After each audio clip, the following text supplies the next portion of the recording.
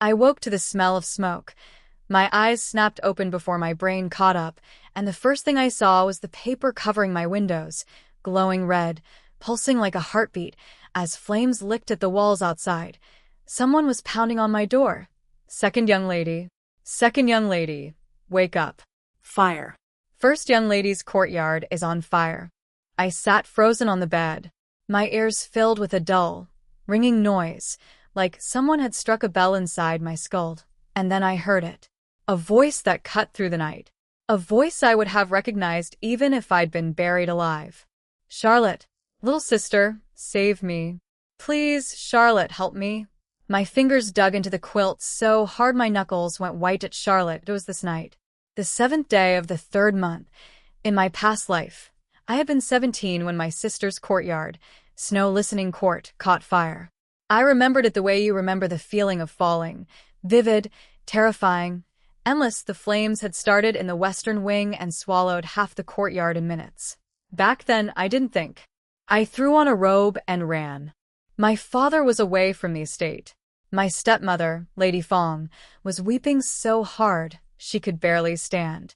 She grabbed my arm, her nails digging in, and sobbed, "Charlotte, your sister is still inside. Please, you have to save her." Servants tried to stop me. I tore free of every single one and rushed straight into the fire. I remembered every moment of what happened next. A burning beam crashed down. My sister stood by the window, screaming. I shoved her out. The beam pinned me underneath. My stepmother's nephew, Marcus, charged into the flames and dragged me out. My clothes were scorched, my skin blistered. I was barely conscious. The next morning, a jar of lamp oil was found in my room. My sister sobbed as she told everyone she had seen me near her courtyard just before the fire began.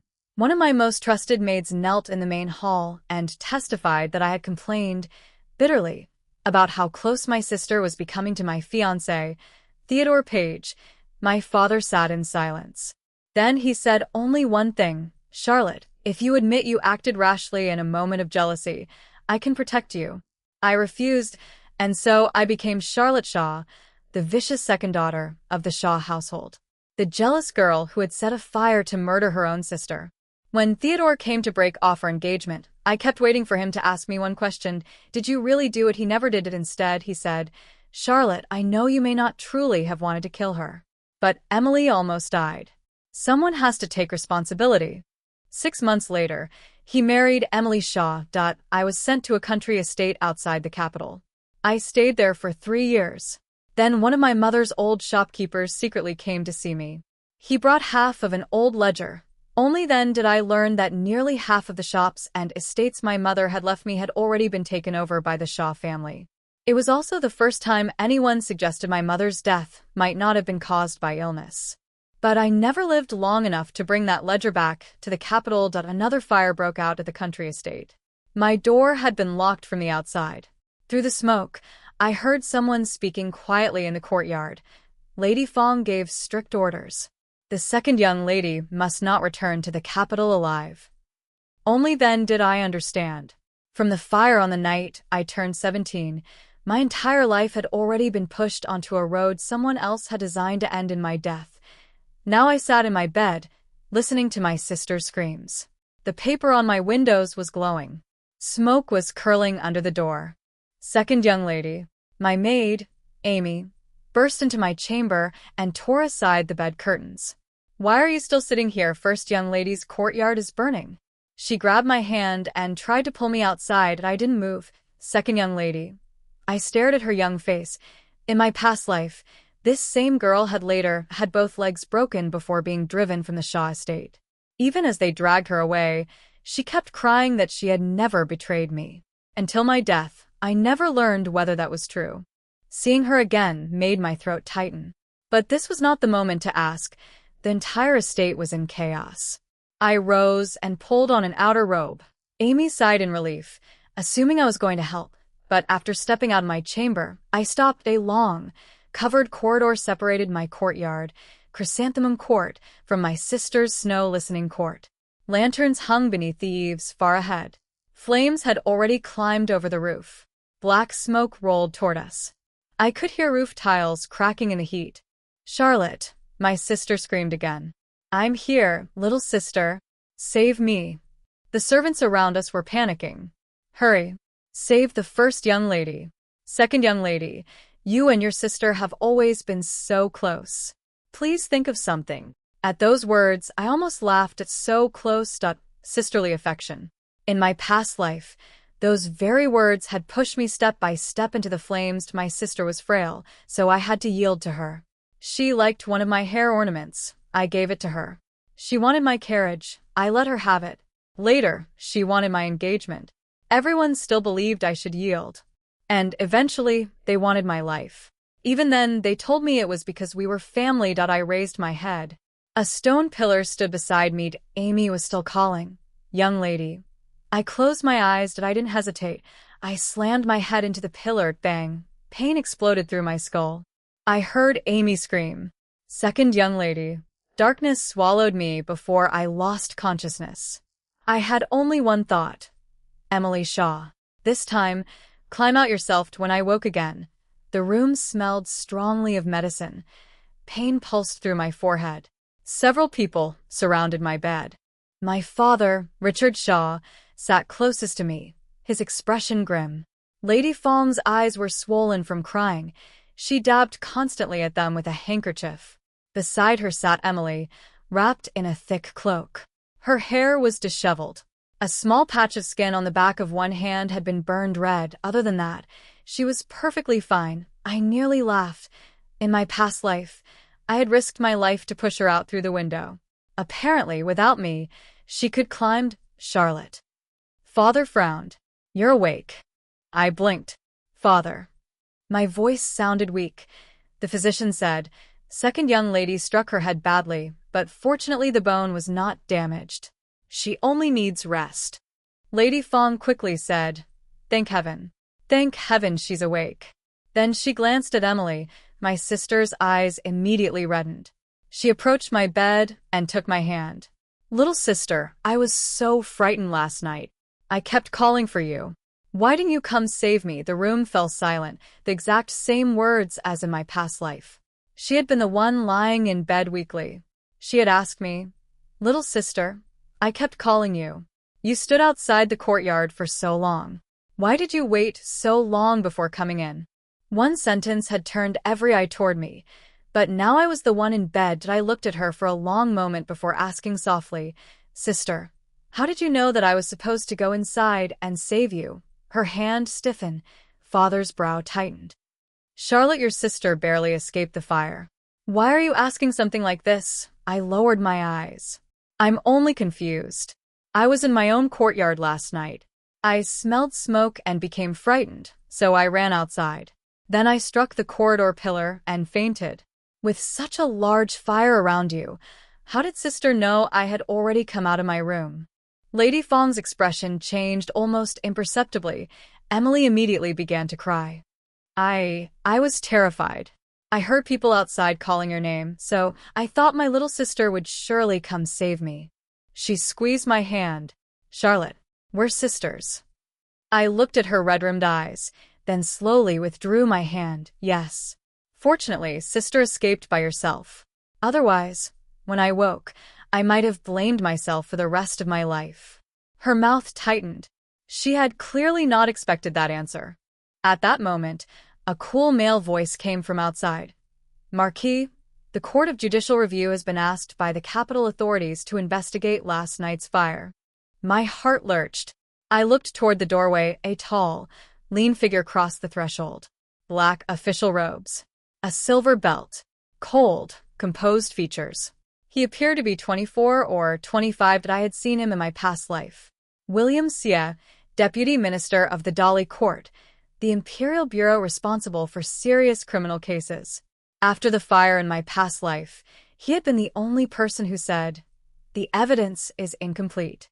A judgment should not be made yet." Unfortunately, my father had refused to let a family scandal become public. He buried the matter. I never saw William Xie again. He entered the room. His gaze first passed over the burn on Emily's hand.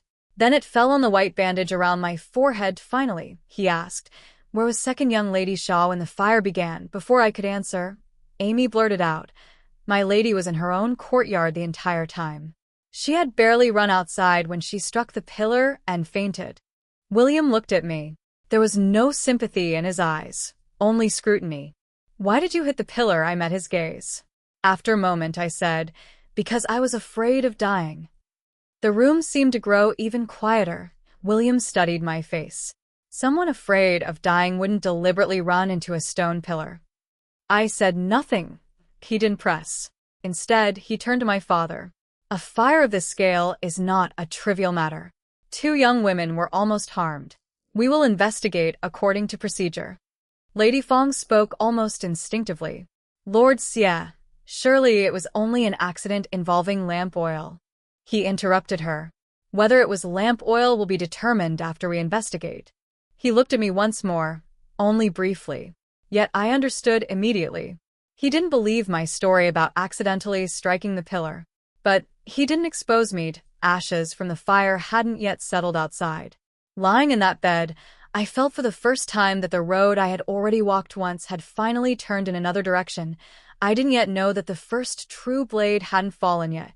That very evening, my father's servant searched my storage room and found half a jar of fire oil. The oil jar was placed before my father while I was drinking medicine. Amy's face turned white with fury. "That isn't from our courtyard. This servant inventories the storeroom every day. I've never seen that jar." My father sat at the head of the main hall. The gray-black clay jar rested beside his hand. Emily leaned against Lady Fong, her eyes still red. The old servant woman who had supposedly discovered the oil knelt below. "Marquis, I truly found it in the corner of second young lady's storeroom. It had been wrapped in old cloth." Father looked at me. "Charlotte, what do you have to say?" He had asked me the same question in my past life. Back then, I had still been burned. My entire left arm had been wrapped in white bandages. I knelt in the hall and cried while trying to explain. I said I had not started the fire. I said I had never seen the oil jar. I said my sister was lying. The more I explained, the more it sounded like desperation. This time, I sat perfectly still. "Let Lord Xie investigate it." Father paused. "What?" I turned toward William, who stood to one side. "The Dolly court is already involved. Please investigate this jar as part of the case." Lady Fong's gaze tightened. "Charlotte, this is still a family matter." "Why must?" "Mother," I interrupted softly. "If sister had not been fortunate last night, she could have died. If I truly started that fire, I should be punished. But if I did not—" I paused. "Then the person who planted fire oil in my courtyard should also be found." William glanced at me.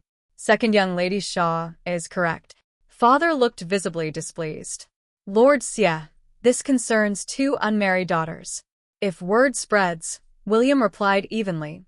"Rest assured, Marquis. The Dolly court is investigating arson, not the private affairs of young ladies." Father had nothing to say, then Emily whispered, "Father, perhaps I remembered incorrectly." Everyone looked at her. She bit her lip. "Before the fire began last night, I think I saw my sister." Lady Fong immediately asked, "Emily, what did you see?" She shook her head. "I don't know. I only remember seeing a shadow outside my window. The figure looked like Charlotte." Father's face darkened again. "Charlotte." I put down my teacup. "When did sister see me?" Emily hesitated. "Probably sometime after the second night watch. I don't remember clearly. What was I wearing?" What I looked at her. "If sister saw me, surely you saw what I was wearing." Her face whitened. "It was so dark. How could I see that? Then how did you know it was me? The figure was anyone with me? Which direction did I come from? How long did I stand beneath your window? Were my hands empty? Or was I carrying something? If sister remembers clearly enough to say the person looked like me, surely you remember something else." Her eyes immediately filled with tears. "Are you interrogating me?" I smiled. "Of course not. Sister has just survived a terrible shock.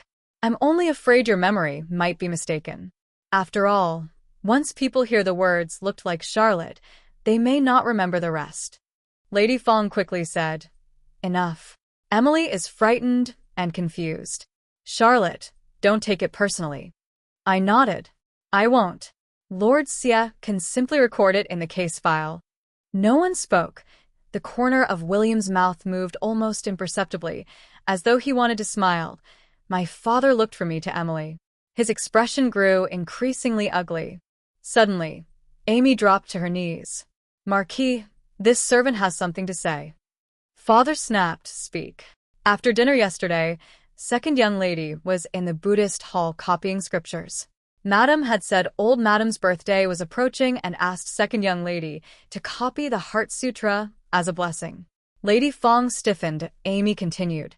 Mama Chun and Mama Zhao at the Buddhist hall both saw her.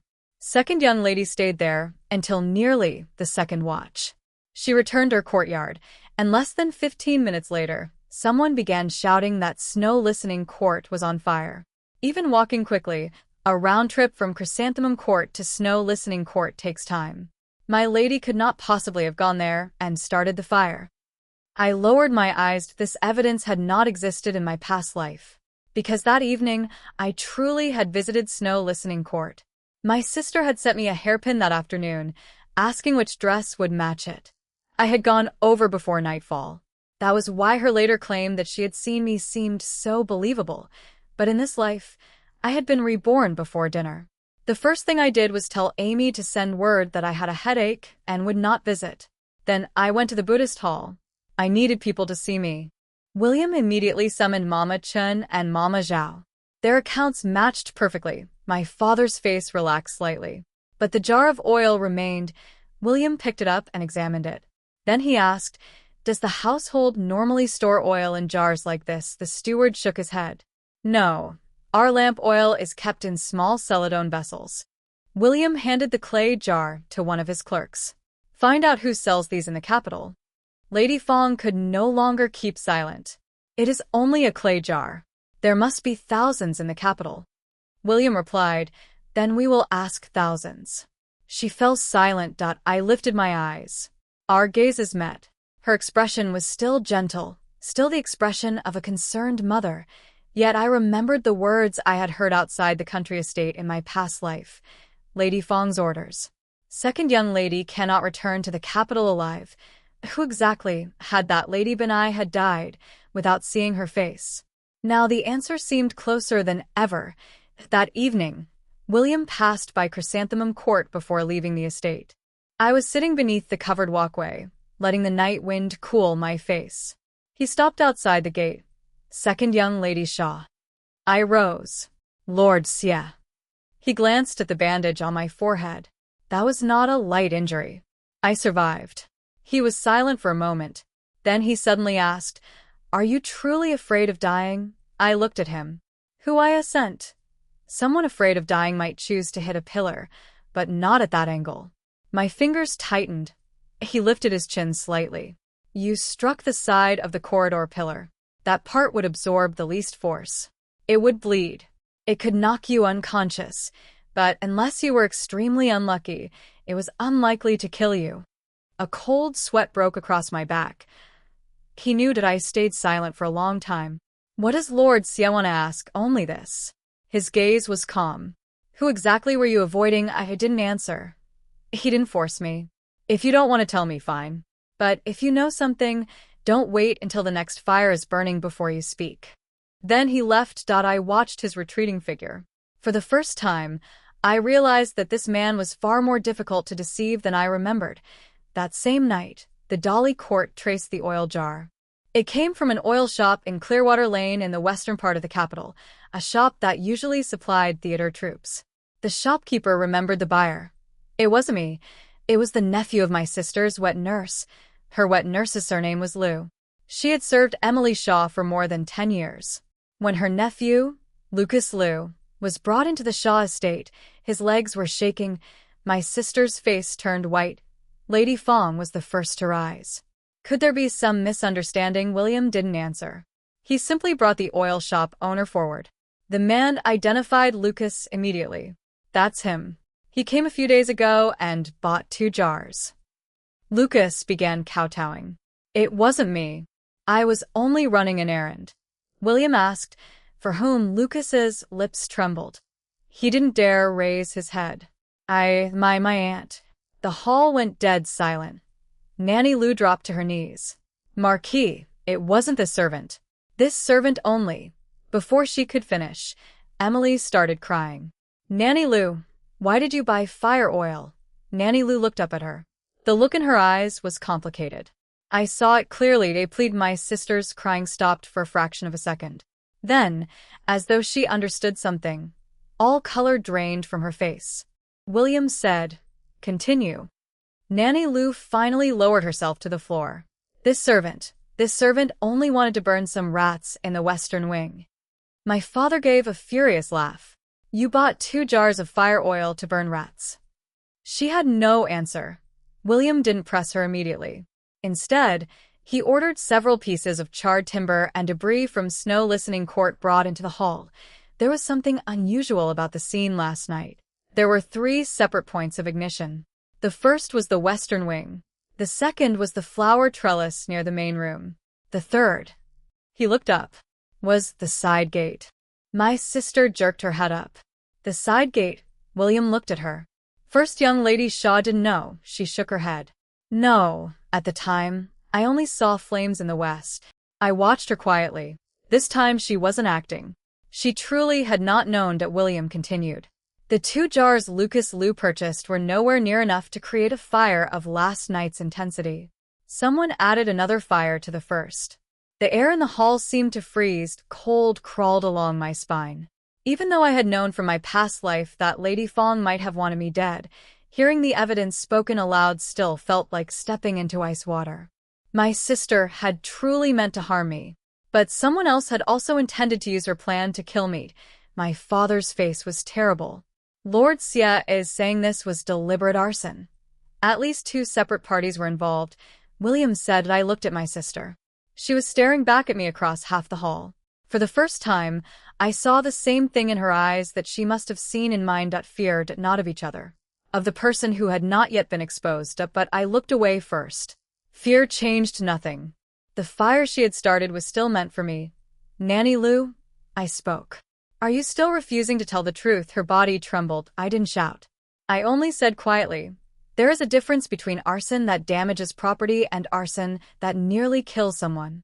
If you intend to carry someone else's crime on your shoulders, you should first ask whether you can bear its weight. The last trace of color left Nanny Lou's face. She suddenly turned and slammed her forehead against the floor before Emily.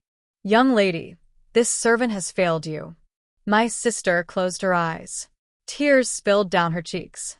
Say it. Her voice was barely audible, and Nanny Lou sobbed. It was young lady who told this servant to buy the oil. My father shot to his feet. Emily, my sister flinched. Lady Fong immediately rushed over and wrapped her arms around her. Explain yourself. How could Emily possibly order you to commit arson? Nanny Lou cried so hard she could barely breathe. Young lady didn't say she wanted anyone killed. She only said she only wanted to frighten second young lady. Father roared. How Nanny Lou didn't dare answer. So I answered for her. Sister planned to start a small fire. Then she called for me to go inside. And once I entered the courtyard, Theodore Page would just happen to arrive. My sister stared at me. Real panic appeared in her eyes. How could you know? Because I had already performed the role she wrote for me once, in my past life, but I couldn't say that. So I smiled. Just a guess. Sister asked me a few days ago whether Brother Theodore cared greatly about a woman's reputation. Now that I think about it, you probably weren't asking without reason. Father's face turned livid. Emily, my sister finally broke. I didn't mean to kill her. I only wanted Brother Theodore to see her coming out of my courtyard. I only wanted everyone to misunderstand her. The fire wasn't supposed to become that large. Her shoulders shook violently as she sobbed. I truly didn't want her to die. Lady Fong held her tightly. You foolish girl.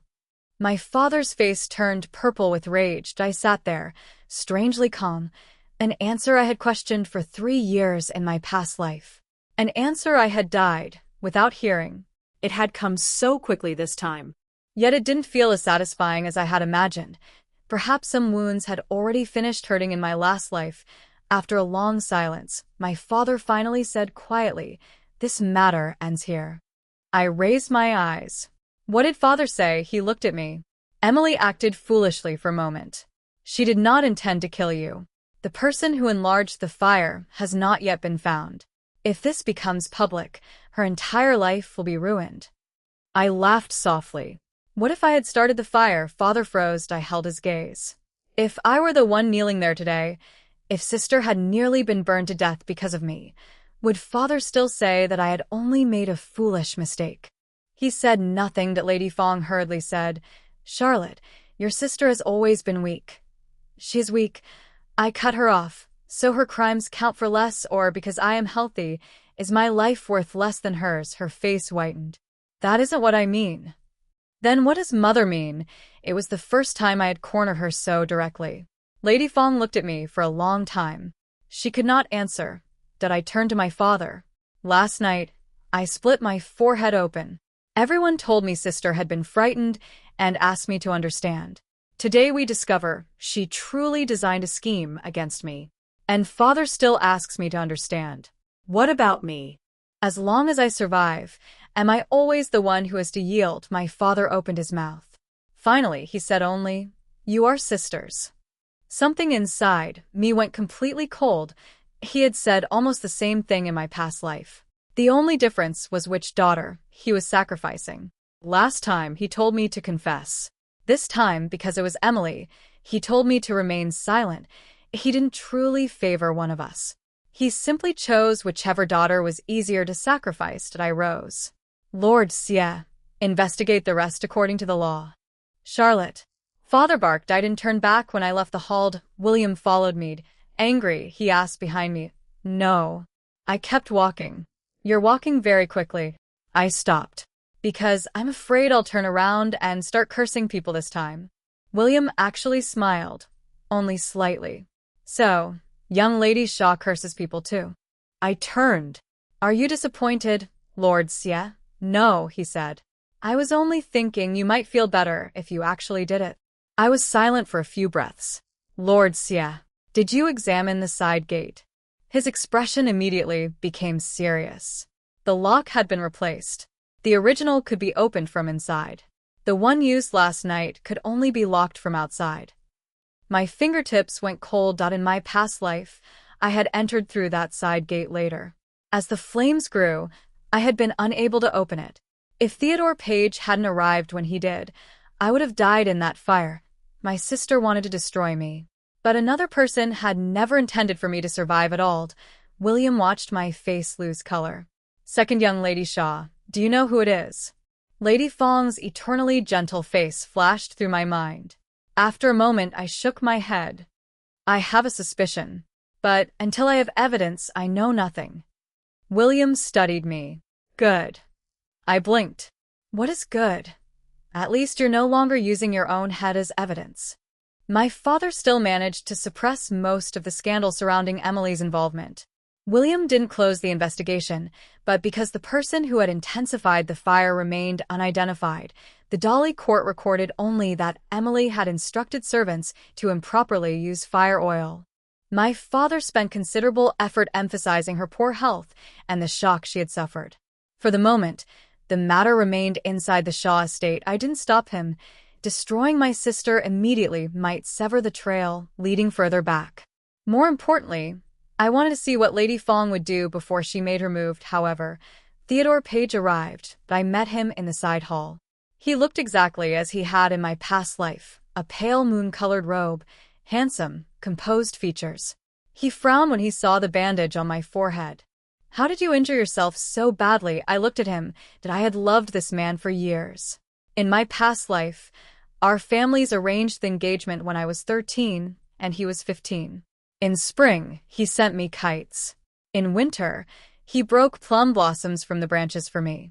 I had always believed I would marry him, so when he broke off our engagement in my past life, the deepest pain hadn't come from losing the marriage. It had come from realizing that the man I thought would always stand beside me had never truly believed me. Now, looking at him again, I felt only distance. I'm much better. Theodore sat. After a moment of silence, he said, I heard about Emily. I smiled. News travels quickly to young Lord Page. His expression stiffened. I was only concerned about both of you. Were you, Charlotte? He frowned. Why are you speaking to me like this? I didn't answer, he continued. Emily was indeed wrong this time. But she only did it because she cares too much about me. She has always been weak and sensitive. You... I suddenly laughed aloud. He stopped. What are you laughing at? Nothing. I lifted my tea. Your words simply sound familiar. In my past life, after my sister framed me, he had also said she was only sensitive. She only lacked security. Every cruel thing Emily did seemed to come with a pitiful excuse. My pain received only one answer. You should understand. Theodore lowered his voice. Charlotte, I know you've suffered. But if this matter continues to grow, it will damage the Shaw family's reputation. And yours. I looked at him. So, young Lord Page came today to persuade me not to pursue it. He didn't answer. That was answer enough. I put down my cup. Phoenix. Visible relief crossed his face. I'm glad you're willing to think rationally. However, I looked directly at him. There is one other matter I've thought through. What? Let us end the engagement. For a moment, he seemed not to understand. What did you say? I said. I spoke each word clearly. Let us break our engagement.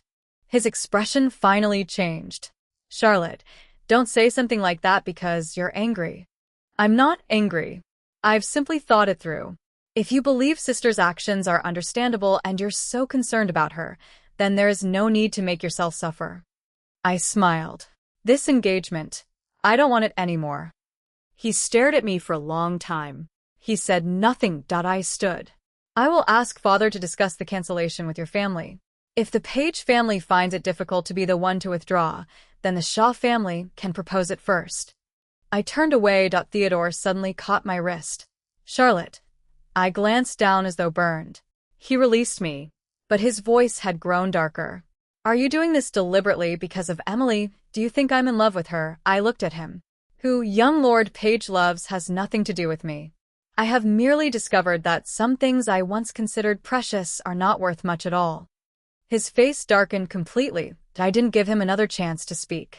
I left. My father exploded when he learned I wanted to end the engagement. Nonsense. Do you know what kind of family the Pages are? This marriage has been arranged for 4 years. You think you can end it simply because you feel like it? I stood in his study. What would father prefer, that I still marry a man who came here to plead for my sister? Theodore is merely soft-hearted. Then let him be soft-hearted to the end. My voice remained calm. Sister likes him. Would that not be perfect? Father's head snapped up. He had clearly not expected me to say it so openly. Father, I continued.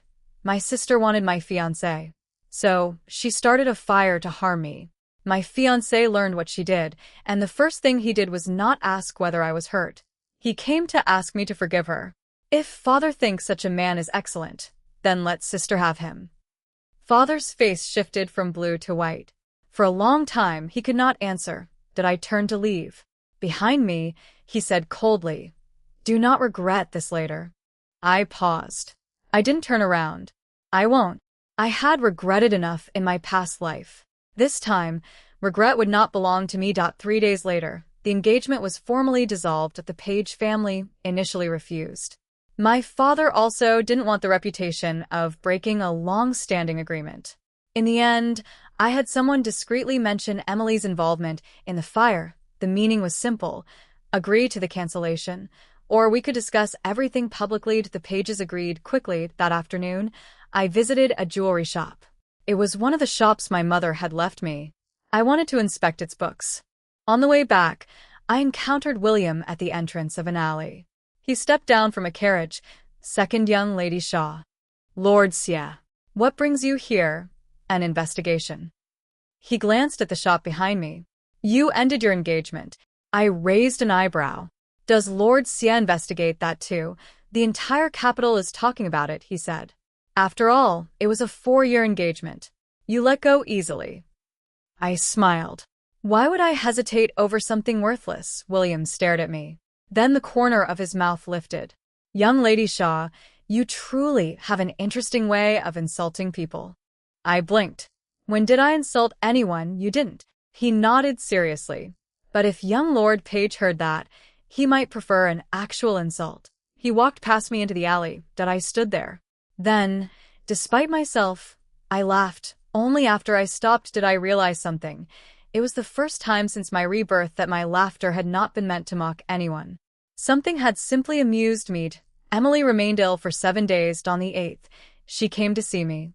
I was airing several of my mother's old account books in the courtyard. She wore a pale cloak and had visibly lost weight. Amy moved to stop her. I lifted a hand. Let her in. My sister approached the table. Her eyes fell on the ledgers. You're investigating? Concubine goo. She stopped. I raised my eyes. My mother. Emily pressed her lips together. I didn't mean whatever you do now. I suppose nothing would surprise me. She sat down. For a long time, neither of us spoke. Finally, she asked quietly, do you hate me? Yes. She clearly had not expected such a direct answer. Her eyes immediately reddened. Charlotte, I truly never meant for you to die. Then what did you want? She looked up. I answered for her. You wanted my clothing scorched and torn. You wanted Theodore to carry me out. You wanted fire oil to be found in my room. You wanted everyone to believe I had started the fire, because I was jealous of you. You wanted the Page family to cancel my engagement. And then you wanted to approach him as the injured victim. The color gradually drained from her face. How do you, sister? I smiled faintly. Your thoughts are not difficult to guess. She lowered her head. Tears fell onto the back of her hand. I waited. She bit her lip. Since we were children, everyone told you to yield to me. The best food came to me first. I chose from the prettiest fabrics first. When you learned to ride, I could only sit by the window and watch. You could accompany father to the spring hunt. I couldn't even leave the estate without spending 3 days taking medicine afterward. And then you had brother Theodore. Her voice grew. Why did you get everything? I listened quietly. So you wanted what I had? She raised her eyes. Yes. And because you wanted it, you were allowed to hurt me. She said nothing. I continued. Sister, have you ever noticed? Everyone has yielded to you for so long that you began believing other people were wrong whenever they refused. Her face looked as though I had slapped her. I didn't. You did. I didn't let her escape. You wanted my hairpin. I gave it to you. You wanted my carriage. I let you have it. You wanted Theodore. You didn't ask me. You started a fire because in your mind, I already had so much. What difference could one more sacrifice make? Her tears fell even faster. I felt no softness. These were her choices, yet when I thought she was about to leave, she suddenly raised her head. I didn't lock the side gate. My gaze sharpened. I know. Her fingers trembled. I only asked Nanny Lou to buy 2 jars of oil. The timber in the western wing was damp. I calculated it. At most, a small section should have burned. I even placed a ladder outside the window in advance. Her breathing quickened. But that night, the flames rushed inward all at once. And the side gate wouldn't open. I nearly died. What's it here? What are you trying to say? Someone intended to use me to kill you. Her voice shook. Or perhaps kill both of us. I didn't answer immediately. She stared at me. Charlotte, we are sisters. I laughed. Now you remember we're sisters. Her face went pale. Sister, I interrupted.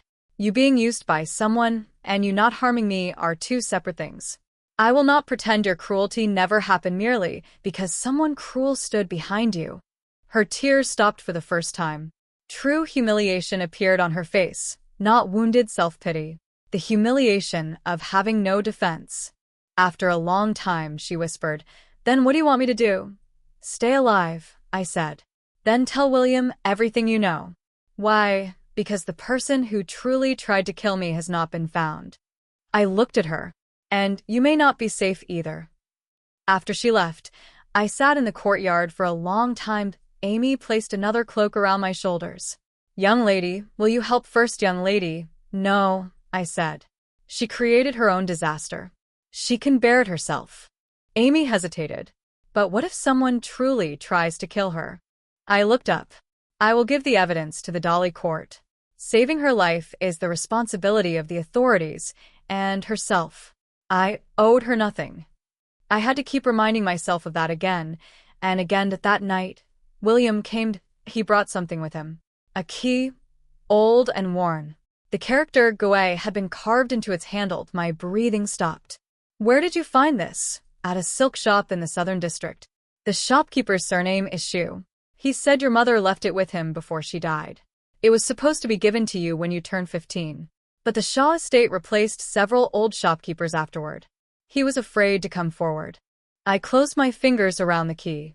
The cold bronze pressed into my palm. What did you discover? This shop, William said, was supposedly transferred to the Fong family 10 years ago.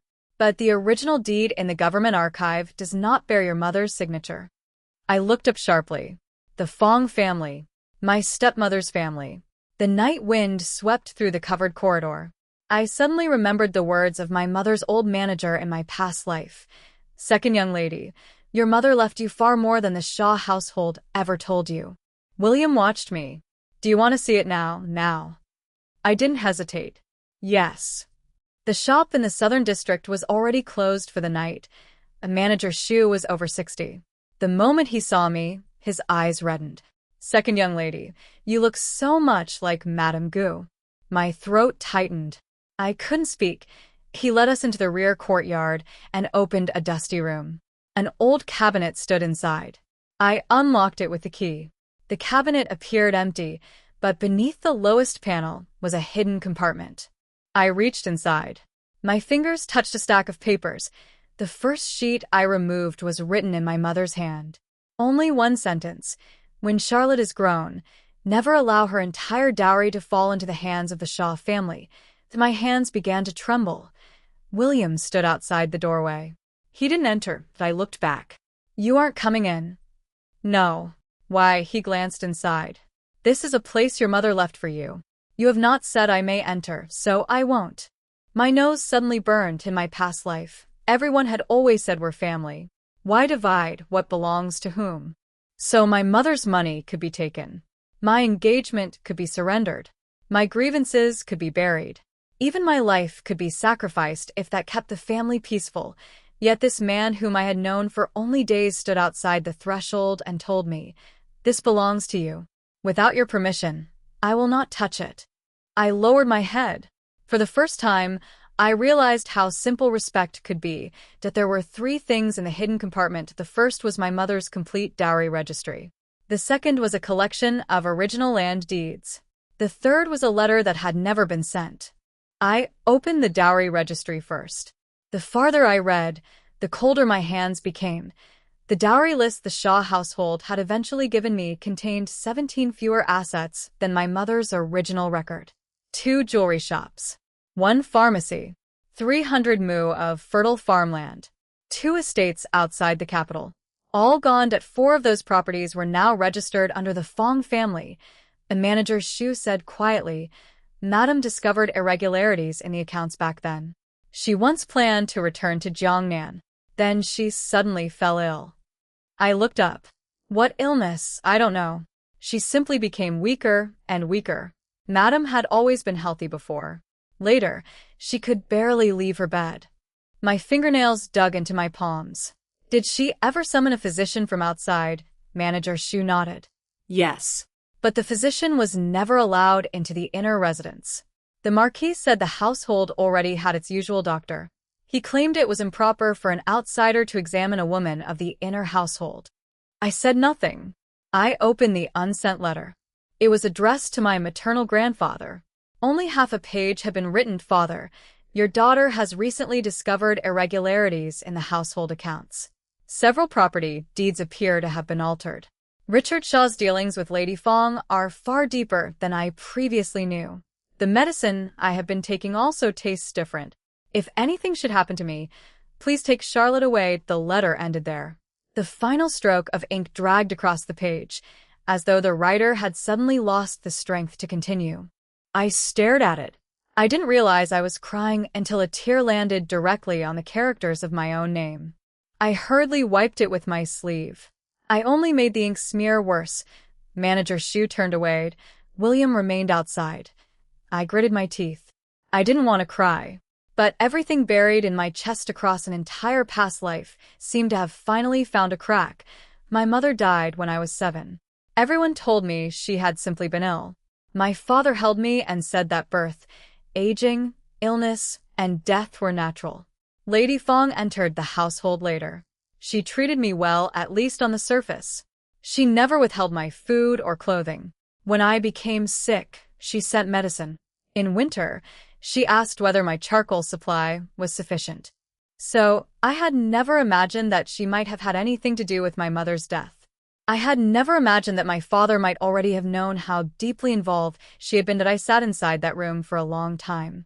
Only after my tears stopped did I carry the papers outside. William saw my reddened eyes. He asked nothing. Go back, he said. Not yet. I took a breath. I want to visit the government archives to examine the deeds. Yes. Tomorrow. Why not tonight? Because the archive office is closed. I looked at him. Lord Xie cannot enter. I can, he said. But what you are investigating is private property, not a criminal case.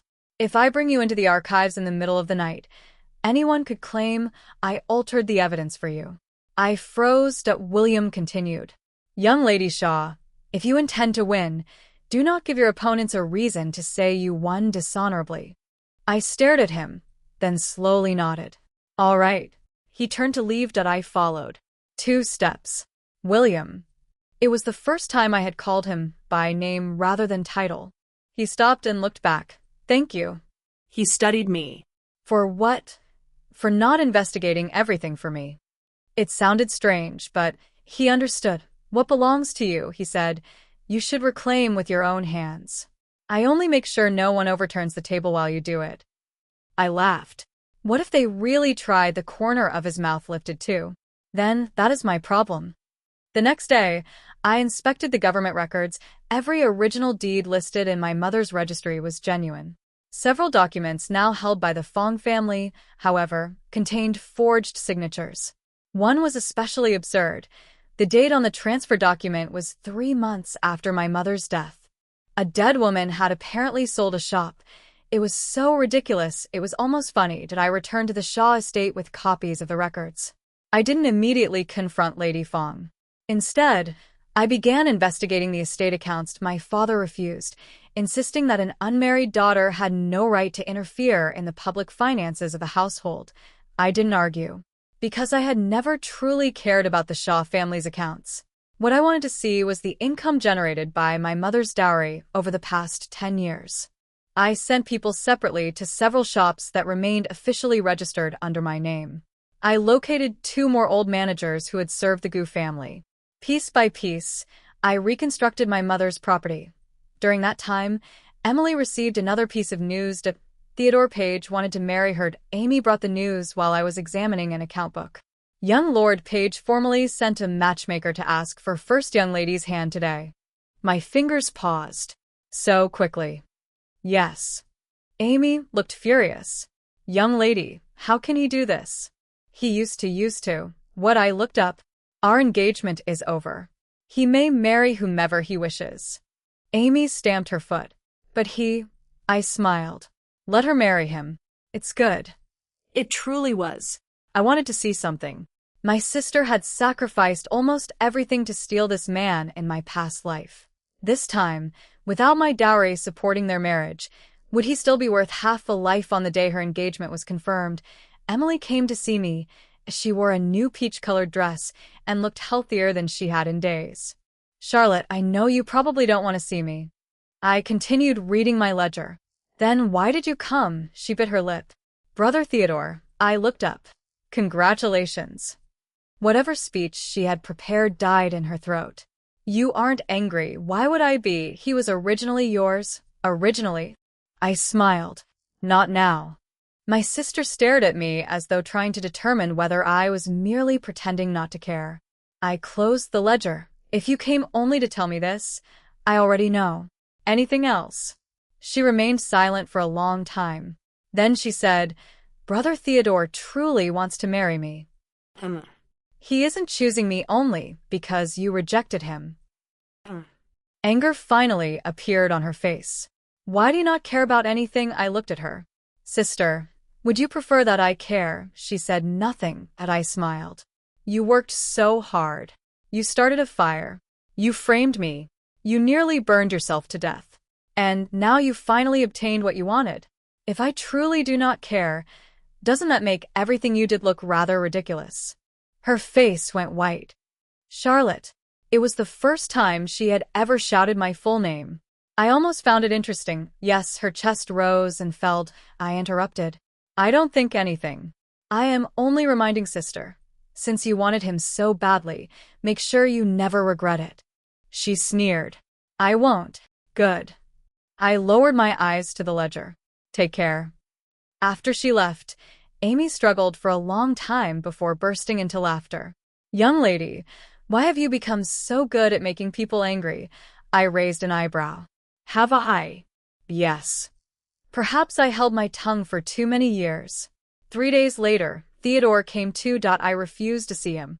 He waited outside Chrysanthemum Court for half an hour. Eventually, I allowed him beneath the corridor. He looked at me. Emily came here. Yes. What did she say? Something involving you, he frowned. Charlotte, must we speak to each other like this? I laughed. How else like before? You bring me plum blossoms and I embroider sachets for you. His face shifted. That isn't what I mean. Then what does young Lord Page mean? He remained silent for a long time. When I marry Emily, I am not doing it to humiliate you. I know she did something wrong because of me. If I abandon her now, her life will be ruined. I laughed. So marrying her is your way of saving her. Theodore frowned. At least I should take responsibility. Responsibility. I repeated the word softly. What an excellent word. In my past life, I had nearly burned to death. He had said someone needed to take responsibility, so he placed that responsibility on me. In this life, my sister started the fire. He said he needed to take responsibility, so he married her. This man always knew how to wrap his choices in noble words. I looked at him. Theodore, do you believe that as long as the reason sounds beautiful enough, selfishness stops being selfish? His face stiffened. What do you mean, nothing? I wish you 100 years of happiness. He suddenly stepped closer. You truly don't care at all. I raised my eyes. Young Lord Page. She did not steal you from me. I threw you away. His face went white. I said nothing else. Nothing else was necessary. The day Emily married, the entire Shaw estate bustled. My father refused to let outsiders laugh at us. So the wedding was lavish. Lady Fong piled every valuable item she could find into my sister's dowry, including 2 sets of jewelry that had belonged to my mother. Before the dowry chests left the estate, I stopped them. Lady Fong's face changed. Charlotte, today is your sister's wedding day. These 2 sets have been stored for years. Emily likes them. Mother. I had Amy bring my mother's dowry registry. 1 set of red gold lotus jewelry. 1 set of kingfisher feather ornaments, set with Eastern pearls. Both are recorded clearly. Dowry of Madame Gu, not public property of the Shaw estate. And not sisters. Lady Fong forced a smile. We are all one family. What difference does it make who wears them? I smiled too. Then why not use mother's own dowry to supplement sisters? Her smile froze. Several noble women who had come to see the bride off were already glancing toward us. I had no intention of causing a scene at my sister's wedding. I simply extended my hand. Return them. Lady Fong had no choice. She ordered the servants to remove the 2 jewelry sets. When Emily emerged from her room, she saw it happen. Her expression darkened. I only said, "Happy wedding." She bit her lip. She said nothing. I watched the bridal sedan leave the Shaw estate. There was none of the pain I had felt in my past life. Instead, I felt light. She had finally married the man she wanted most. And I could finally see whether this perfect marriage would remain respectable without Madame Gu's fortune supporting it. The answer came within a month. The Page family sent someone to ask my father whether the 2 estates and 1 jewelry shop originally promised when they arranged my engagement would now be included in Emily's dowry. My father's expression changed on the spot when I heard. I merely found it amusing. So what the Page family had truly been reluctant to lose had never been me. It had been the chest of silver and gold behind me. Unfortunately for them, the chest was still in my hands. What they had taken away was an empty shell that my father came to Chrysanthemum Court. For the first time, he didn't waste words. The estate east of the city, under your mother's name. Give it to Emily for now. I continued checking accounts. No. His face darkened. That estate was originally meant to be part of your dowry. You have ended the Page engagement. You have no immediate use for it. I finally looked up. So, sister should have it. She married into the Page family. Her dowry is too small. Besides, when the Page family originally discussed the marriage with me, I corrected him. Not sister. His face grew darker. You are both daughters of the Shaw family. I smiled. But the estate belongs to the Gu family, not the Shaw family. Father slammed his palm on the table. Charlotte, once your mother married into this household, everything she owned became Shaw property. I looked at him in silence. That sentence finally explained everything. Why he had been able to use my mother's money without guilt after her death. Why he treated my dowry as the Shaw estate's private treasury.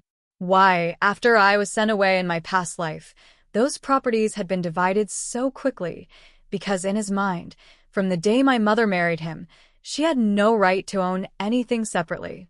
I slowly removed a document from the cabinet. I placed it on the table. This is the independent dowry agreement registered with the government when mother married into the Shaw family. It states everything clearly. All properties remain under Madame Gu's sole authority. After her death, they passed to her biological daughter, Charlotte Shaw. I raised my eyes. Father, this is not yours. His expression changed instantly.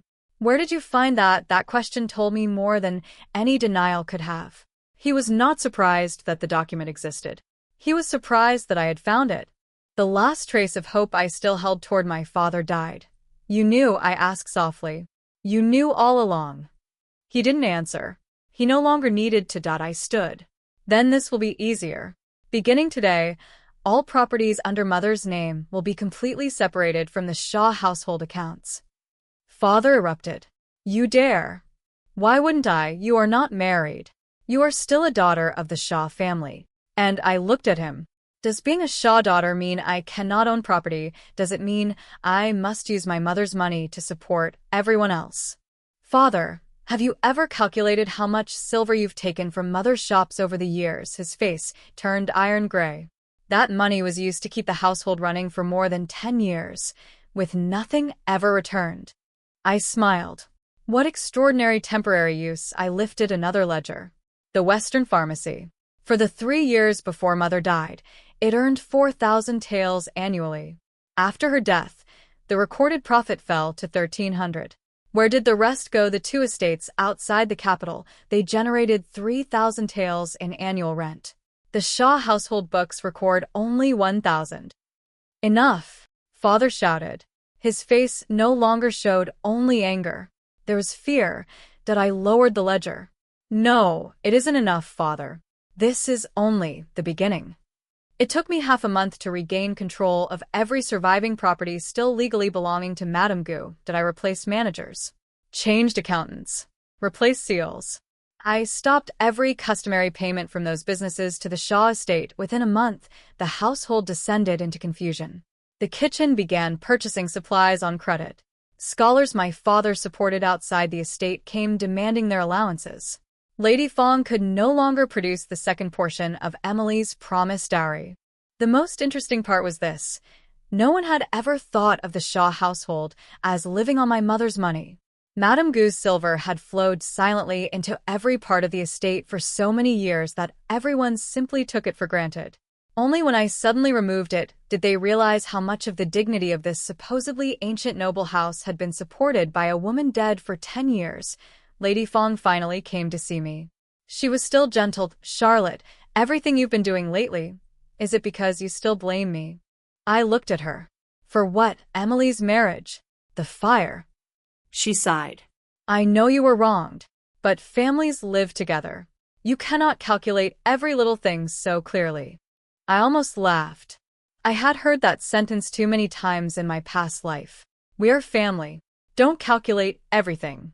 So your money belongs to everyone. Your grievances can be swallowed. Your engagement can be given away if your sister likes it. Even your life, if sacrificing it keeps the family peaceful, perhaps that too is acceptable. I looked at Lady Fong. Mother is right. She paused. Clearly, she had not expected agreement. So I have decided to calculate once and for all everything that has been left unclear. The smile on her face faded. I pushed a list toward her. Your birth family, the Fong household, has taken possession of 4 Gu family properties over the years. 2 transfer documents were supposedly signed after my mother died. Lady Fong's face stiffened. What are you implying? How does a dead woman sign a contract? I raised my eyes. I am curious too. She stared at me. The motherly warmth vanished for one instant. I finally saw the face hidden behind all that gentleness. After a moment, she smiled again.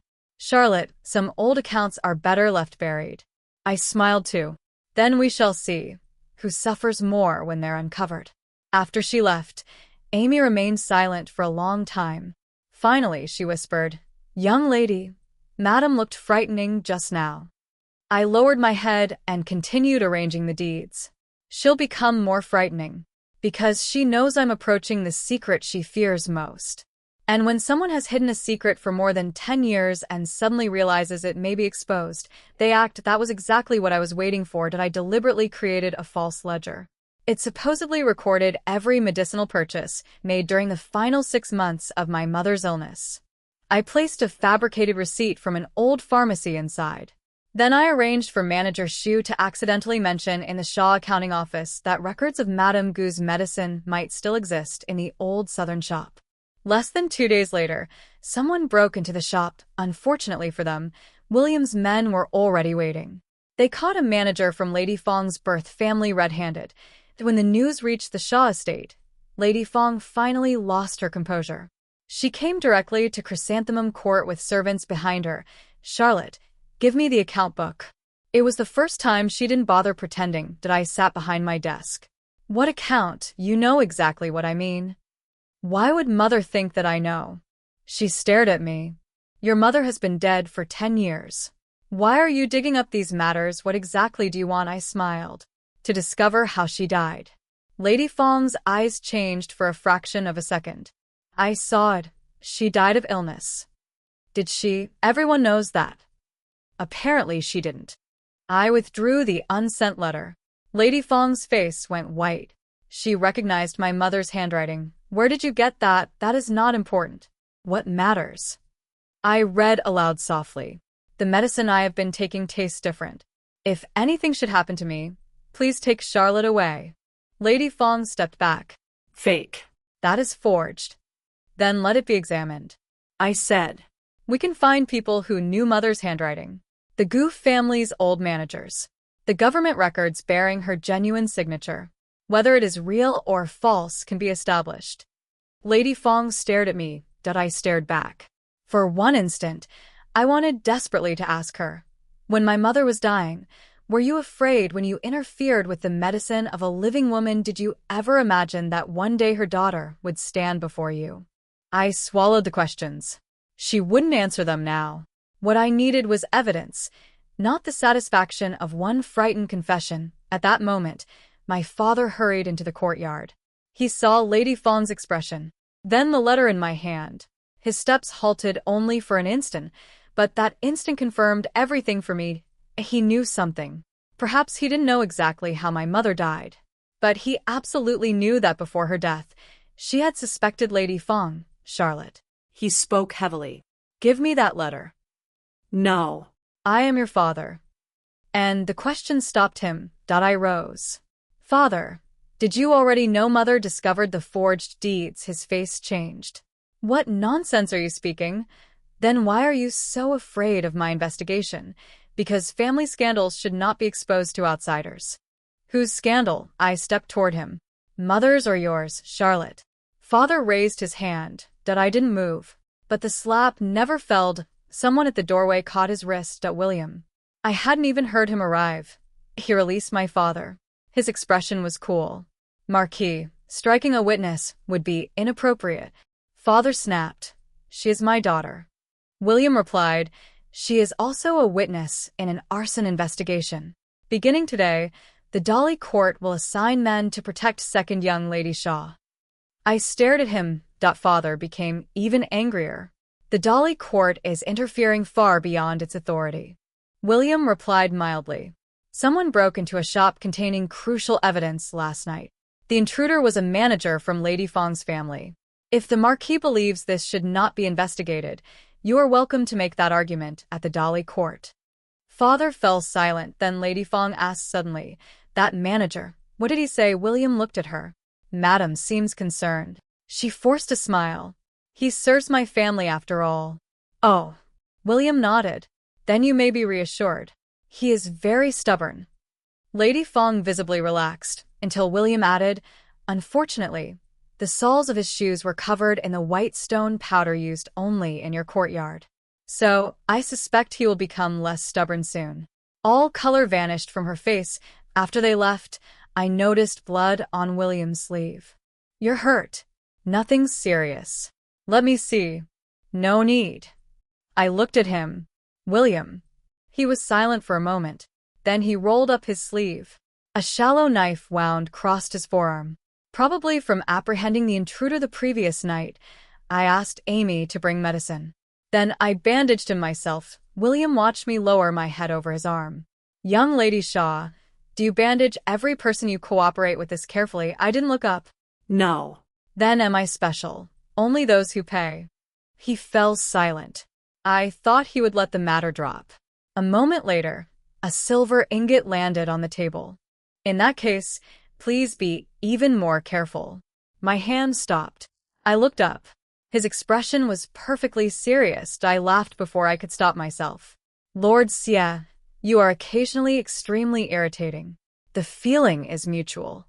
This time, there was no fire outside the window, only the faint bitterness of medicinal herbs in the room. And suddenly, I felt perhaps this life might finally contain things that had nothing to do with hatred. When Emily returned to her maiden home 2 months after her wedding, she was so thin I almost failed to recognize her.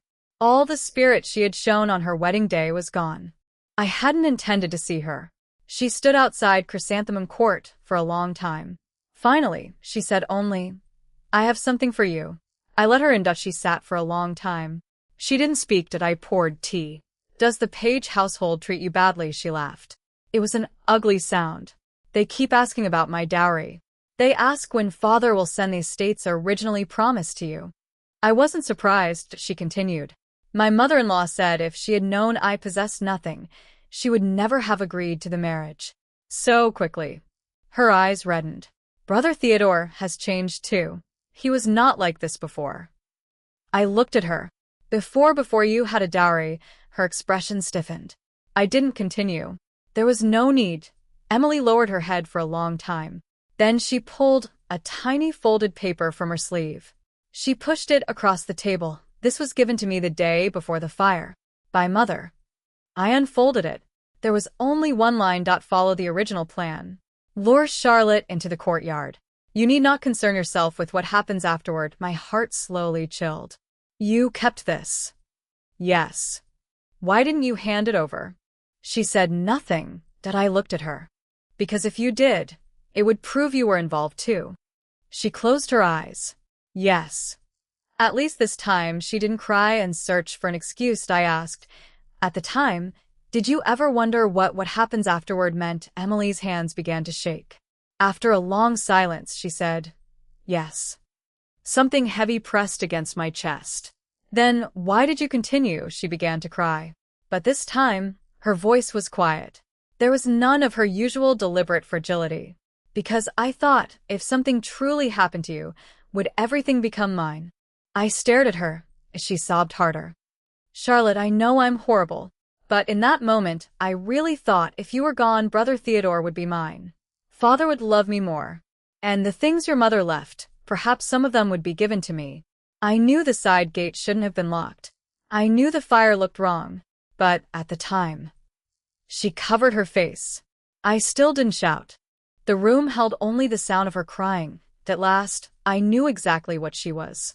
She had been a chess piece. But she had known someone might die on the board, and she had still made the move. Because the person who might die was not her. I folded the paper. I will not forgive you. Her crying stopped for a moment and I continued. I never will. She lowered her head. I know. But if you are willing to tell the authorities everything you know, I will make sure you live long enough to bear the consequences that belong to you. She raised her eyes. What do you mean, arson? Framing me. You did those things, so admit them. Lady Fong wanted to kill me. Whatever you know, you tell them all of it. For the first time, genuine fear appeared in her face. She is my mother. I know. So you may refuse. I pushed the tea toward her. Return to the Page household. Continue being the young mistress. And wait for her to put every part of the fire on you. Emily jerked her head up. What are you saying? I didn't answer at that moment. Someone hurried into the courtyard. Second young lady. News from the Dolly court. The Fong family manager confessed. He said Lady Fong ordered him to prepare a written confession. She intended to place all responsibility for the Snow Listening Court fire on First Young Lady and Nanny Lu. The teacup slipped from Emily's hand. It shattered. She sat completely still for a very long time. Then she laughed. And as she laughed, tears rolled down her face. So she can abandon me too. I didn't comfort her. I only found it bitterly ironic. My sister had been favored for so long that she assumed she would always be the exception. Only when life and death were involved did she finally learn. The person Lady Fong loved most had always been Lady Fong. That evening, Emily went with me to the Dolly court. She confessed to starting the original fire. She confessed to the plan to frame me. Finally, she handed over Lady Fong's note. When we emerged, night had fallen. She stood on the stone steps. Suddenly, she asked, Charlotte, why did you hit the pillar that night? My step stopped. I was afraid of fire. You're lying. I turned. She stared at me. You acted as if you already knew what was going to happen. My heart tightened, but I only smiled. Sister, sometimes when someone has been deceived enough times, she doesn't need to see the future. She only needs to finally accept that the people around her truly are capable of hurting her. She stared. I turned away. William was waiting at the bottom of the steps. He handed me a lantern. Back to the estate, I took it. Yes. We walked a short distance. Then he said, You did well today. How? You didn't soften. I looked at him. You thought I might. I didn't know. He said. But when people face evidence, even with the evidence in front of them, they often begin inventing excuses. I was silent.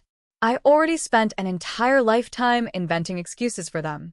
The words escaped before I could stop them. I immediately realized my mistake. William looked at me. I corrected myself quickly. More than 10 years. He didn't question it. He only said, Then stop. What? Making excuses. The night wind passed us. His voice was quiet.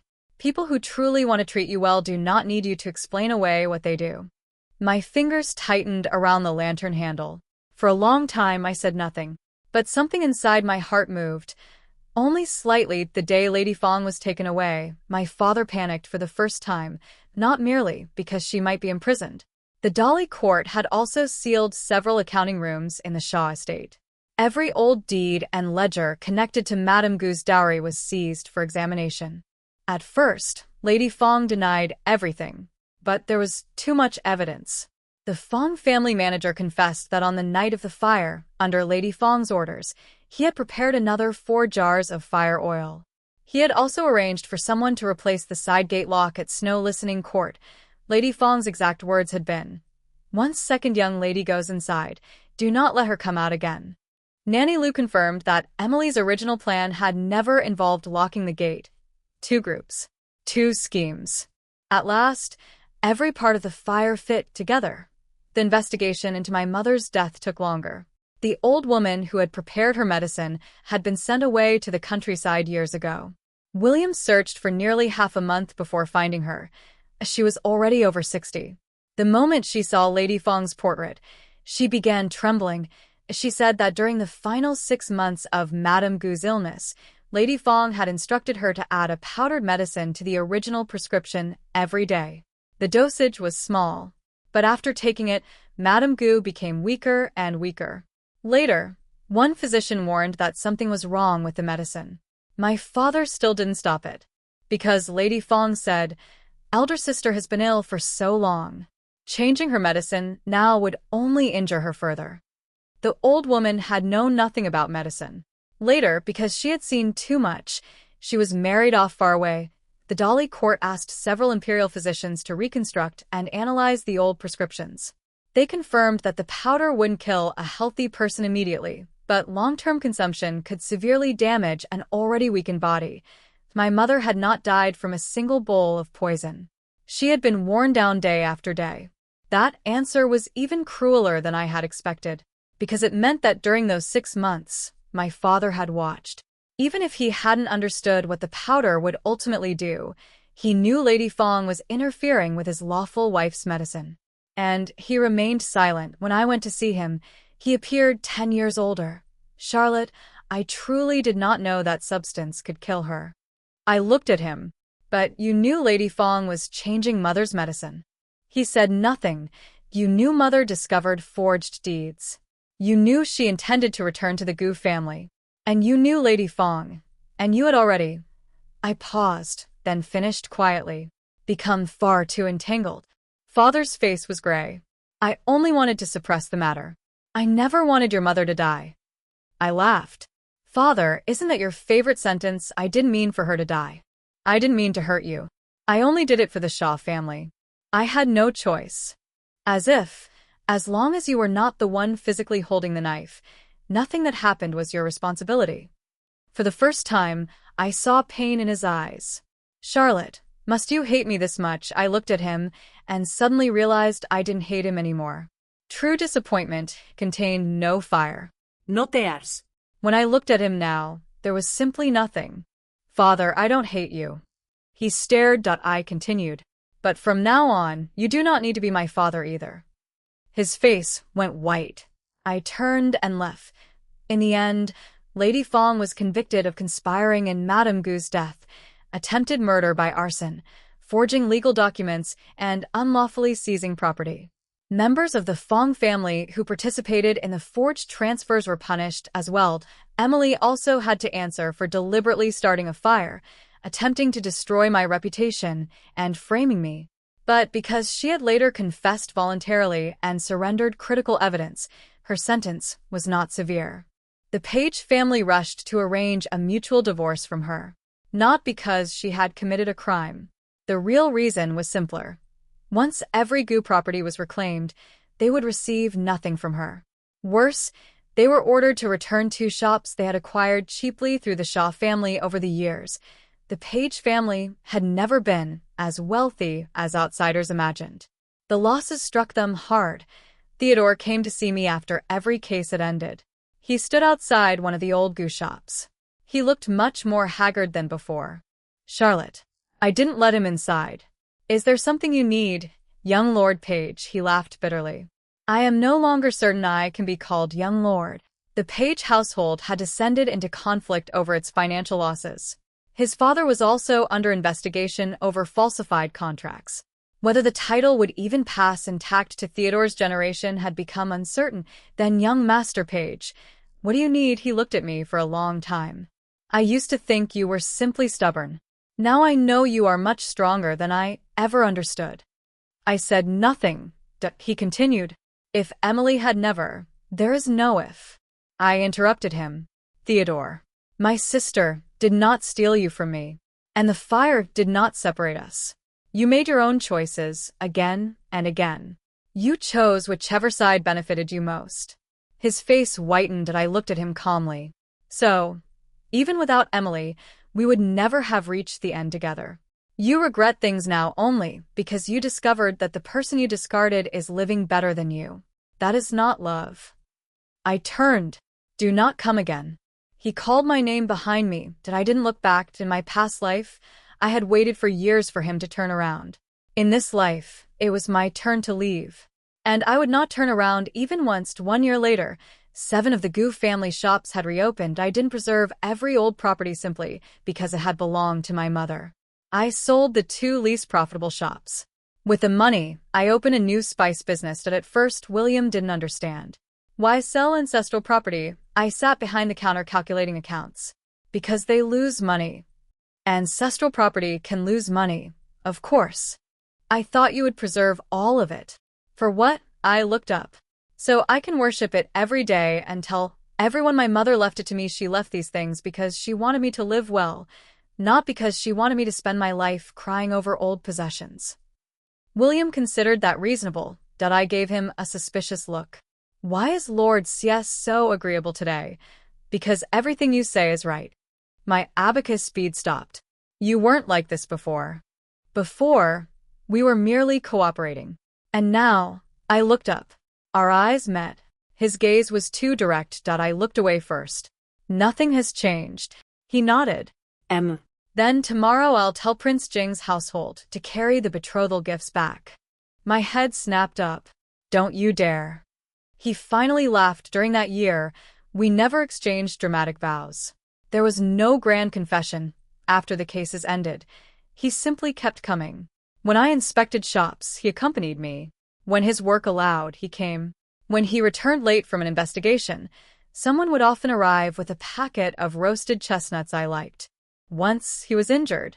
Afraid I would worry, he hid it for 2 days. When I learned I truly quarreled with him for the first time, you told me not to sacrifice myself for you. Then what gives you the right to decide for me what I should know and what you should hide? He remained silent for a long time. Finally, he said, I was wrong. I had prepared an entire speech. Those 3 words killed all of it. You admit it quickly. Not quickly, he said. I simply still want to marry you. I shouldn't block my own road. I threw the medicinal salve at him. My face remained hot for half an hour. 3 months later, Prince Jing's household formally came to propose marriage. I didn't immediately agree. My father tried to interfere, using his status as my elder. But this time, no one could make the decision for me. My dowry was in my own hands. The marriage contract required my consent. Even William came to ask first, Are you willing? Not, I will marry you. Not, you must marry me. Only, are you willing? I was. So I married him. Before the wedding, I received a letter. There was no name on the outside. Amy said it had arrived through a courier station from Jiangnan. I opened it. I recognized Emily's handwriting. After serving her punishment, she had left the capital. She didn't return to the Page family, nor did she return to the Shaw estate. I heard she followed Nanny Lu to Jiangnan and supported herself with embroidery. Father had sent people to find her. She refused to return. The letter contained only a few lines. Charlotte, that night, you didn't come into the fire to save me. At the time, I hated you. Later, I thought about it. If you had truly entered, perhaps neither of us would have the lives we have today. You didn't save me. But for the first time, you saved yourself. I finished reading. Then I held the paper above a candle. The flame caught one corner. Slowly, the words disappeared. Amy watched. Young lady, do you truly never intend to forgive first young lady? No. Do you still hate her? I thought for a moment. No. Some people don't have to be forgiven for you to let go. What she did will always have happened. The wounds she gave me didn't cease to exist merely because her later life became difficult. But I no longer need hatred to remind myself to keep living. Ash fell into the bronze basin that I stood, then opened the window. Spring had arrived. The crab apple blossoms in the courtyard were beautiful. William stood beneath the corridor waiting for me. He wasn't wearing official robes today, only a simple blue-green robe. He looked unexpectedly young. What were you burning? Old things. You could bear to, I smiled. Why wouldn't I? He held out his hand. I looked at it. I didn't immediately take it. Where are we going? To try on your wedding gown. You're coming to my wedding. Why shouldn't I? I laughed. William, since when does the groom accompany the bride to try on her wedding dress? His expression didn't change. Since now. In the end, I placed my hand in his.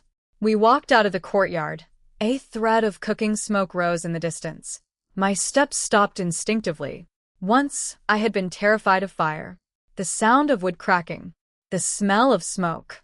Even the faint burnt scent after a candle was extinguished at night could bring both fires back. The first, I rushed into to save my sister. I lost my reputation. My engagement. 3 years of my life. The second, killed me in a locked room at the country estate. Even as I died, I had still wondered, what had I done wrong? Now for the third time, I saw smoke, and I could stand there calmly, that William noticed. He didn't ask. He only tightened his hand around mine. I suddenly remembered the night of my rebirth. The flames reaching into the sky. My sister screaming, "Charlotte, little sister, save me." In my past life, I heard that cry and ran in without thinking. In this life, for the first time, I stopped and asked myself why. Why was I required to save her? Why did I have to bear the consequences of other people's mistakes? Why did everyone tell me, "You are kind, so endure a little more. You are healthy, so yield a little more. You are the younger sister, so you should lower your head first"? I had to die once to understand. True kindness is not burning yourself to ash so other people can see their road more clearly. That night, I didn't save Emily. I ran into the pillar.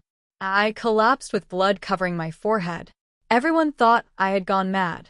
But looking back now, perhaps it was the clearest decision I had made across both lifetimes. Because I didn't walk into that fire. I didn't become the easiest person for them to sacrifice again. I protected what my mother left me.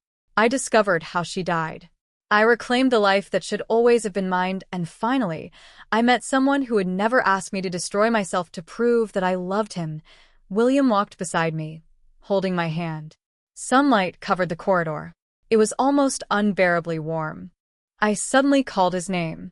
"William. If there's ever another fire, will you save me?" He looked at me. No. I stopped. He continued. "I'll drag you as far away from it as I can.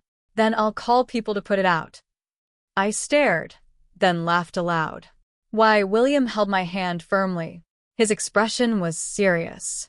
Because a fire can be extinguished, a person cannot live twice. My eyes suddenly burned. Fortunately, he didn't know. Some people really did live twice. And this time I had finally made my second life worth having. Spring wind moved through the courtyard. The crab apple petals covered the steps. I didn't look back, because the life that belonged to me had only just begun. Bonus story 1. Lord Sia investigates himself. After we married, I discovered that William had one very irritating habit. He liked checking accounts. More accurately, he didn't particularly love accounts. He simply couldn't tolerate anything he didn't understand. Case files had to be examined. Witness statements had to be checked. If he happened to pass the household accounting room and noticed that the kitchen had used 3 extra gin of sugar that month, he would sometimes stop and look at that too. At first, I thought this was wonderful. A free accountant in my own home. Until one day he investigated himself. It began like this. My new spice shop was doing extremely well. At the end of the month, the manager delivered the books. I was in the study working my abacus when William returned from the Dolly court. He removed his outer robe and sat opposite me. "How much did you earn this month?" I didn't look up. "Not telling you. Secrets between husband and wife, of course." I clicked an abacus bead. "My private money." He was silent. "You said that last month too." Last month's money was last month's private money. This month, new private money. William stared at me. "So every month there will be money I'm forbidden to know about?" "Yes." Why? I finally raised my head. "To protect myself from you." One eyebrow lifted. "From what?" "In case you ever fall in love with someone else, then I'll take my money and run." William said nothing. I thought my answer was entirely reasonable. I had suffered once in another life. In this one, I could fail to prepare for many things, but I would always prepare money. To my surprise, William sat in silence for a while and then stood. I immediately covered my ledger. "What are you doing? Going back to our room?" "Are you angry?" "No." He left. I spent half the day wondering why this man was becoming increasingly strange. The next morning, I arrived at the shop. Manager Shu handed me a box with a complicated expression. "Young lady, his lordship sent this." I opened it. Inside was a neat stack of banknotes. On top lay a piece of paper in William's handwriting. "Emergency funds for running away." I stared. Then I counted 5,000 taels. When I returned home, I carried the box straight to him. William was reading case files in the courtyard. I slapped the notes onto the table.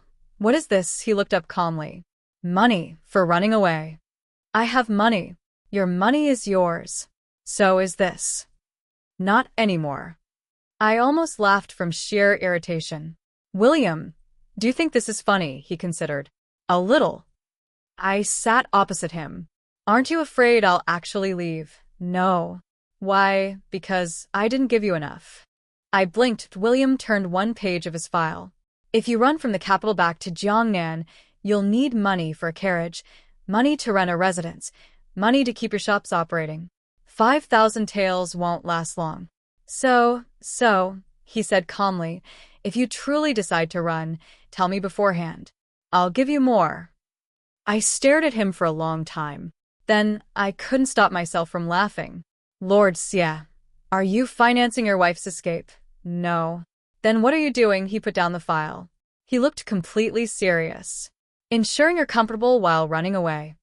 I threw the banknotes at him. He caught them. Not one fell. That evening, I thought carefully. I couldn't allow him to remain displeased with himself. The next morning, I summoned the household accountant. Beginning this month, create a separate account for his lordship. The accountant asked cautiously, what kind of account? I considered. Fines for angering his wife. The accountant stared. William happened to be walking past the door. He stopped. How much? I answered immediately. 50 taels every time you irritate me. Double if you argue. 300 for hiding injuries. 500 for investigating my private money without permission. William nodded. Acceptable. I narrowed my eyes. Why did you agree so quickly? He removed a banknote from his sleeve. He placed it on the desk. 500 advanced payment for today. What? Why? He looked at me. I intend to investigate tonight. It took me 2 breaths to understand. Then I grabbed my abacus and chased him. William. He was already laughing as he walked away. That afternoon, the entire Prince Jing household learned something remarkable. William Xie, the most difficult deputy minister in the Dali court, had been chased across half the courtyard by his wife carrying an abacus, and he hadn't dared fight back. Bonus story 2. Everyone in Prince Jing's manor waited. I was waiting for my new shop to open. Everyone else was waiting for me to become pregnant. In the 2nd year of our marriage, Princess Jing finally lost patience. To be fair, she had endured very patiently. William hadn't married until the age of 24. Among the noble families of the capital, that was old enough to make an entire street of matchmakers anxious. During the first 6 months after our marriage, the princess remained composed. Whenever she saw me, she smiled. You're both young. No need to hurry. After a year, she began sending things casually. A pomegranate plant today. A painting of 100 children tomorrow. A pot of strengthening soup from the kitchen the next day. I looked at the growing collection and finally realized something was wrong. One day, I asked William, is your mother short of grandchildren lately? He was peeling an orange. No. Then why are there 6 pomegranate plants in my courtyard? Perhaps she likes pomegranates. What about the painting of 100 children? She likes children. The fertility goddess statue. He finally fell silent. I sneered. Go on. Keep inventing explanations. William peeled one orange segment and held it to my lips. Sweet. I opened my mouth and ate it. Don't change the subject. I didn't. Then what do you think? He looked at me. Whatever you want. Really?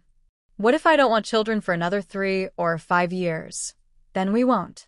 I studied him. You aren't anxious. Why would I be? You're Prince Jing's heir. Your family has a line to continue. William thought. I have 2 younger male cousins. I stared. Does your uncle know you're saying this? Not yet. I laughed. That very afternoon, Princess Jing summoned me. She remained extremely gentle. First, she asked about my shops.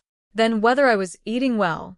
Finally, after circling the subject for some time, she asked, Charlotte, have you been feeling sleepy lately? I immediately understood. No. Your appetite, excellent. Any particular desire for sour foods? No. Spicy foods? No. She went silent.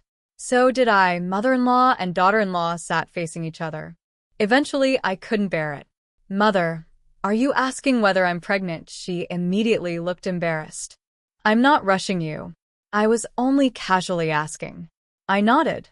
I'm not. Her disappointment was obvious, but her smile quickly returned. It's fine. It's fine. You're young. No Hetty.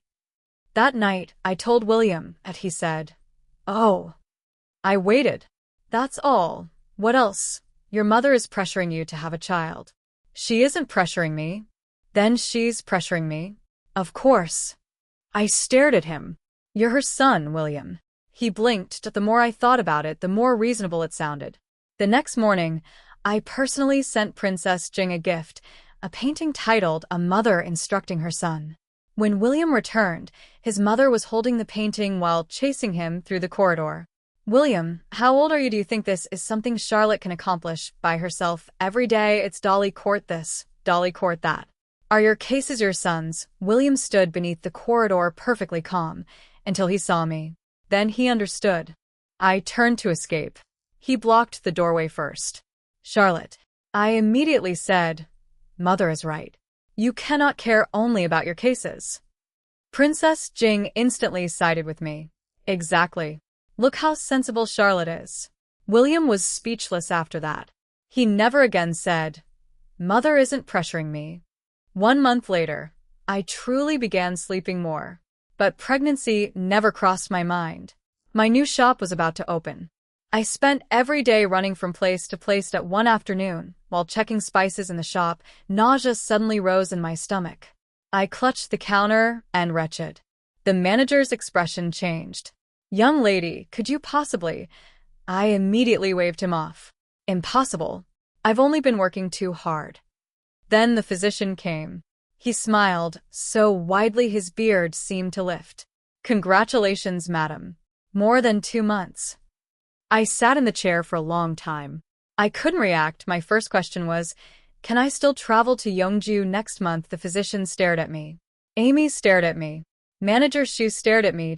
When William arrived, he heard the question from the doorway. His expression was not pleasant.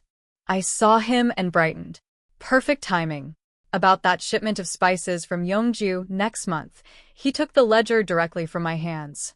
"Cancelled." "What is cancelled, Yeongju? Why?" "Because you're pregnant. Pregnancy is not imprisonment." The physician lowered his head and drank tea. Manager Shu developed a sudden fascination with the floor. Amy struggled not to laugh. I stared at William. "Lord Xie, didn't you say it was my choice?" "Yes." "Then I choose to go to Yeongju." No. "Why, too far." "You're going back on your word." William was silent. Then, unbelievably, he nodded. "Yes." I had never seen a man admit wrongdoing with such confidence. I changed my mind. I was so angry, I started to stand. He immediately supported me. "What are you doing?" "Taking you home." "My accounts aren't finished. Manager Shu can finish them." "He isn't me." Correct. William nodded seriously. "Which is why he is currently safe." I stared. It took me several moments to realize what he meant. If he continued stopping me, he might not remain safe. I laughed despite myself. In the end, he took me back to the manor. When Princess Jing heard the news, the entire household exploded with excitement. The kitchens added dishes. The storerooms were opened. The steward ran everywhere. Even the gatekeepers were smiling. Only I sat on the bed, staring sadly at the unfinished ledger on the table. William sat beside me. "What are you thinking about, my spice shop?"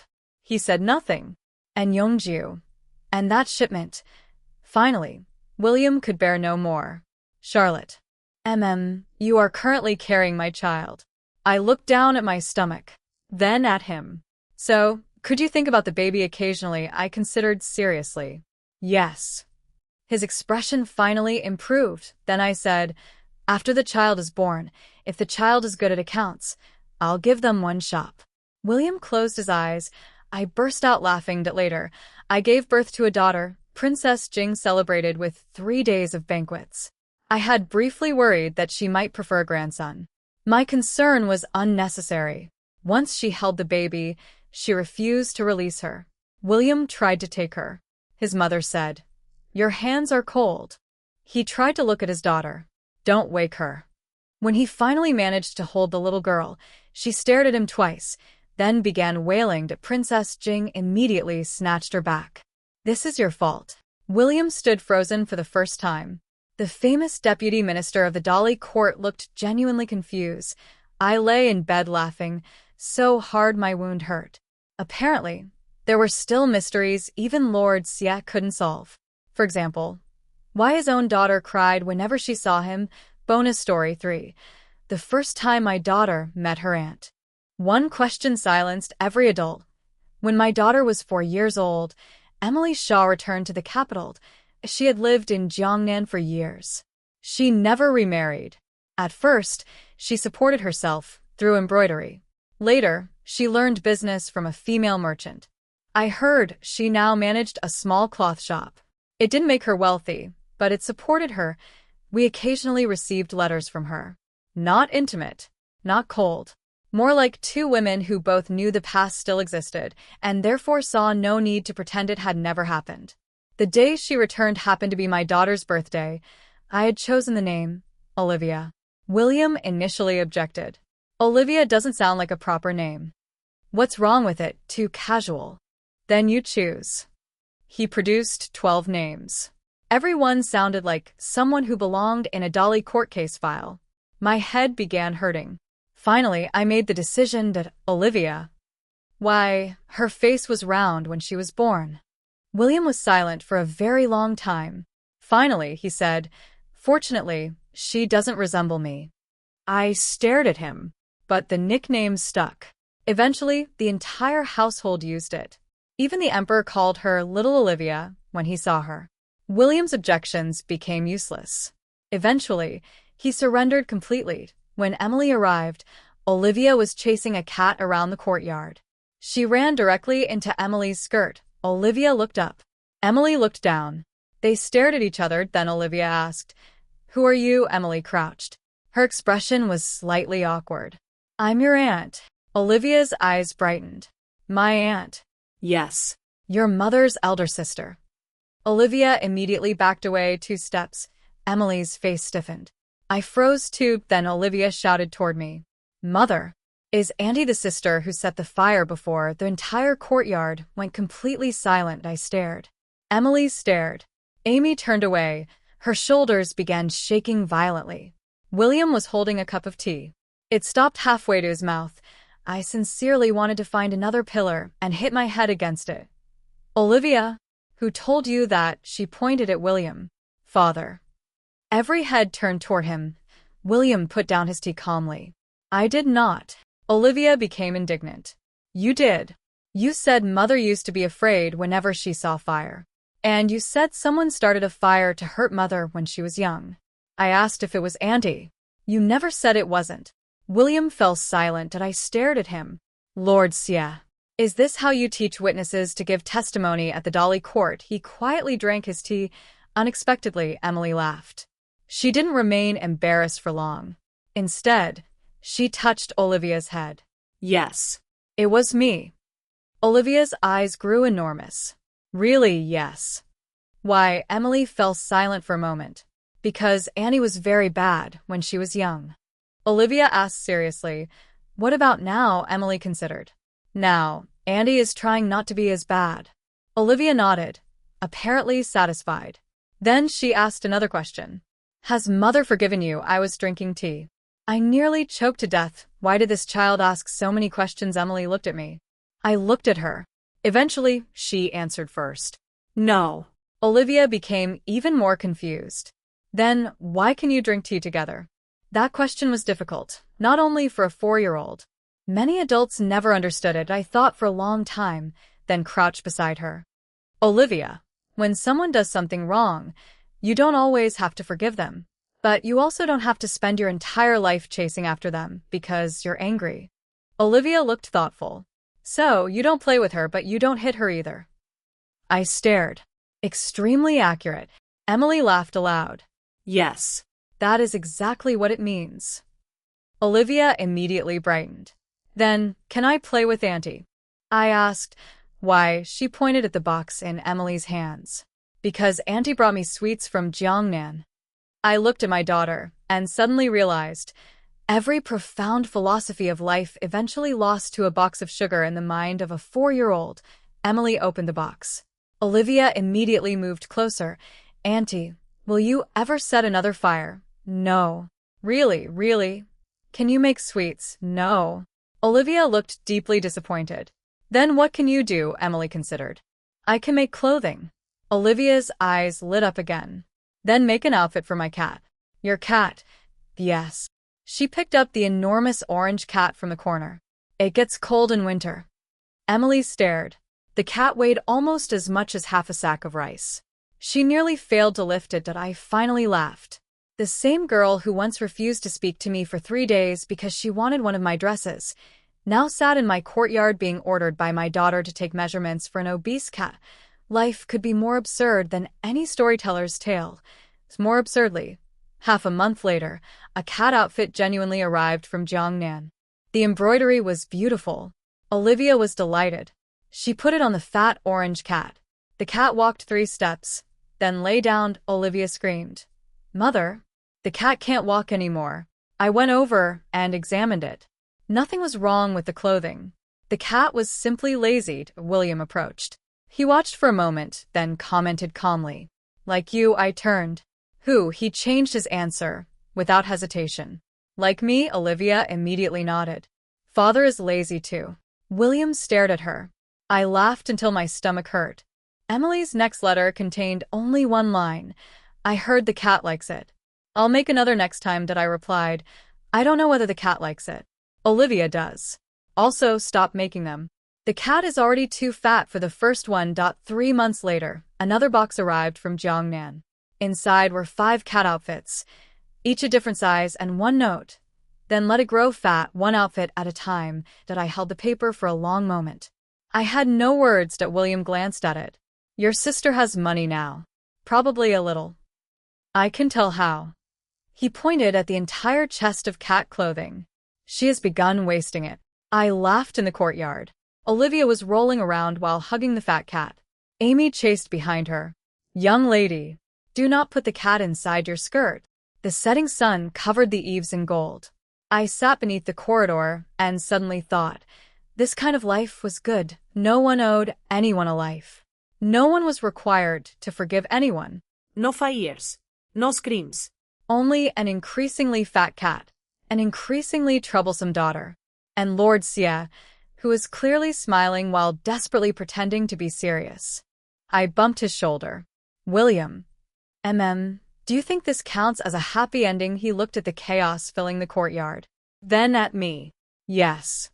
Why? He answered calmly. Because today, no one set anything on fire. I stared at him.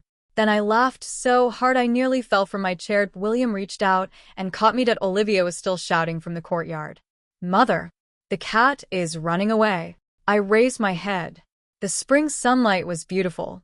And suddenly I realized 2 lifetimes had seemed so long.